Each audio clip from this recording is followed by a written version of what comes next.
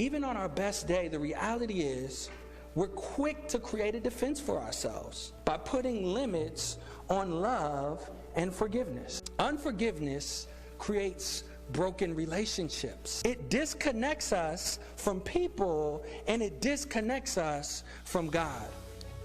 For all of us who like to say, all I need is God, I don't need nobody else. For all of those who like to isolate themselves from others. For all of those who distance themselves from those who have wronged them or from those that they have wronged, I have some news for you.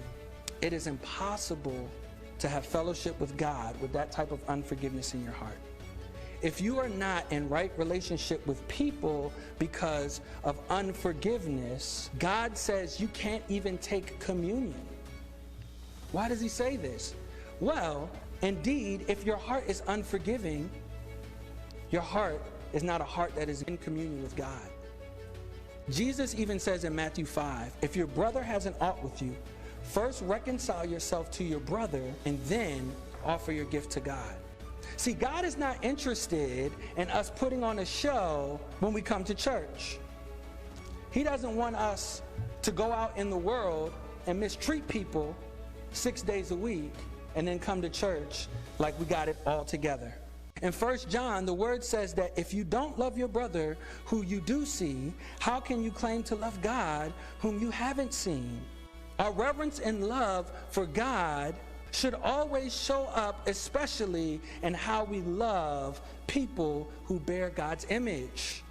If it doesn't, then we must reevaluate the love that we claim to have for God. How can we go on saying that we love God with our lips, yet with our actions we spit upon the very image of God that he's placed on other people? The truth is, beloved, unforgiveness is a hard issue. Unforgiveness, while seemingly attractive, is like us shoving God off the throne as a perfect holy judge because we think we can do a better job than he can, when in reality we ourselves are criminals too. Unforgiveness is holding on to the desire to exact revenge. We want to do this ourselves by withholding forgiveness from somebody else as a punishment.